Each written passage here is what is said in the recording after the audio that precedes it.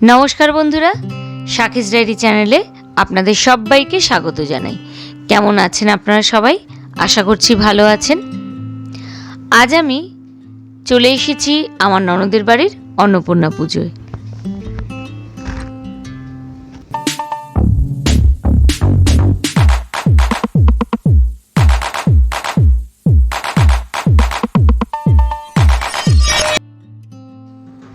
দেবী পার্বতীর আর এক রূপ হলো মা অন্নপূর্ণার।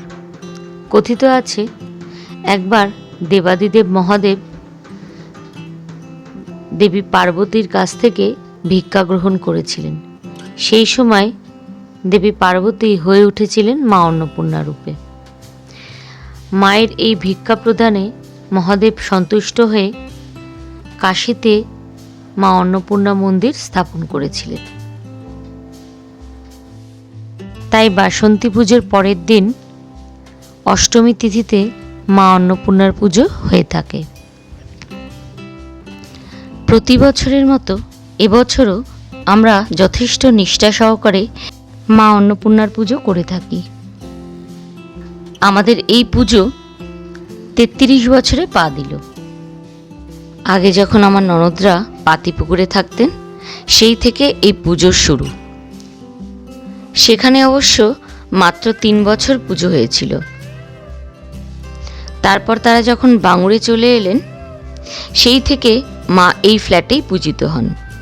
একদিকে যেমন পুজো চলছে, আর একদিকে ভোগের তোড়জোড়ও শুরু হয়ে গেছে।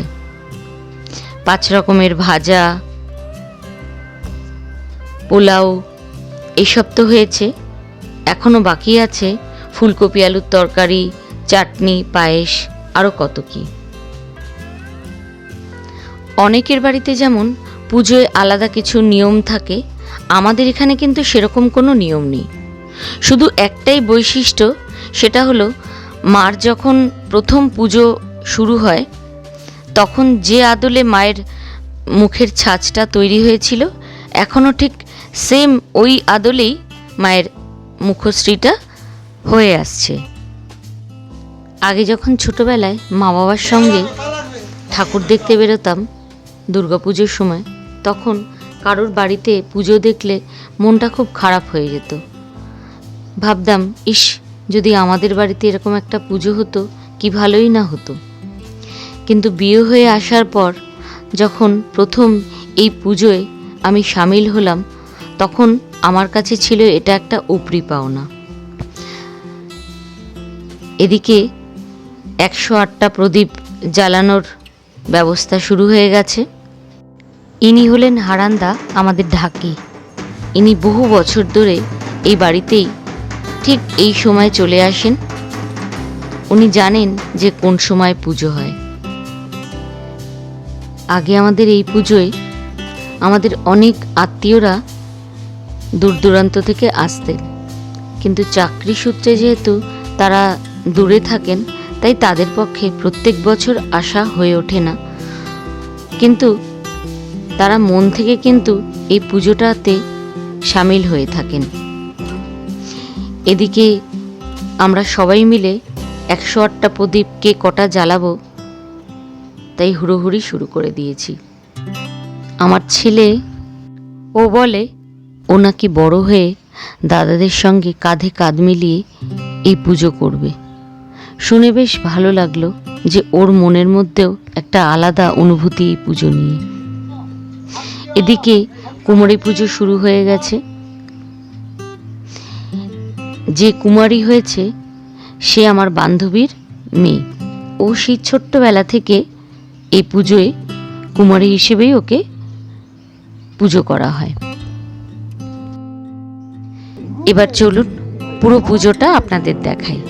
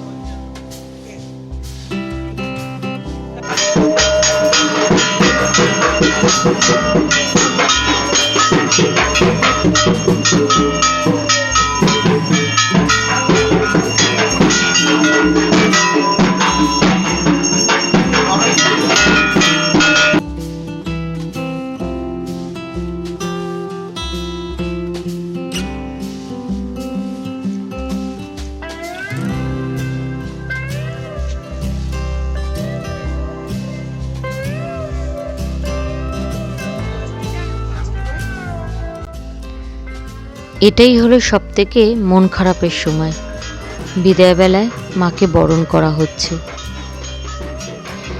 তবে এই দুটো দিন আনন্দ করার পর আজকের দিনটা যখন চলে আসে, এটাই ভাবি যে মা যাচ্ছে, আবার পরের বছর মা আমাদের বাড়িতে আসবেন।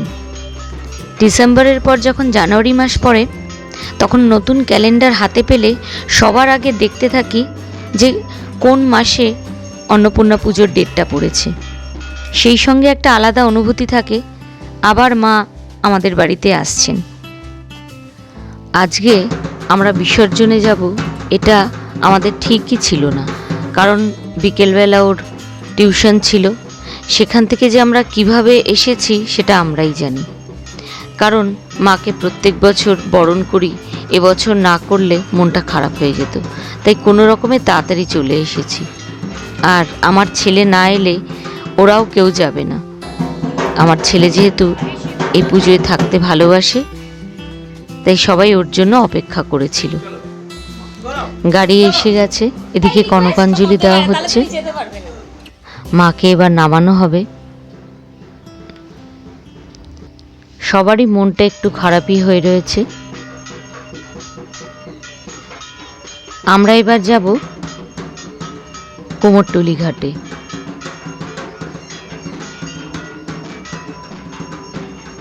চলে এসেছি কুমোরটুলি ঘাটে। এখানে 7 পাক ঘোরানোর পর ওই যে ছোটবেলায় গল্প শুনেছিলাম, মাকে বিসর্জন দেওয়া মানে মা চলে যাবেন কৈলাসে। বিদায় বেলায় মায়ের কাছে এই প্রার্থনাই করি, আমরা সবাই যেন ভালো থাকি, সুস্থ থাকি, সমস্ত রোগ থেকে আমাদের দূরে রেখো, সকলের সঙ্গে সকলের যেন সম্পর্ক ভালো থাকে, আমরা সবাই যেন ভালো থাকি।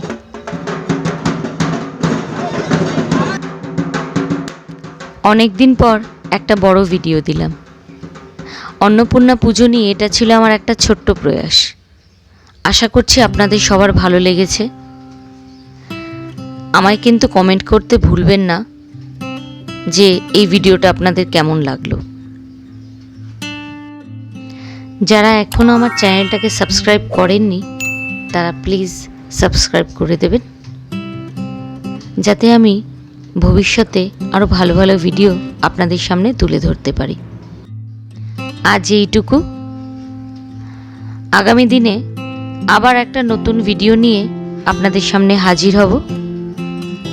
ভালো থাকবেন, সুস্থ থাকবেন। নমস্কার।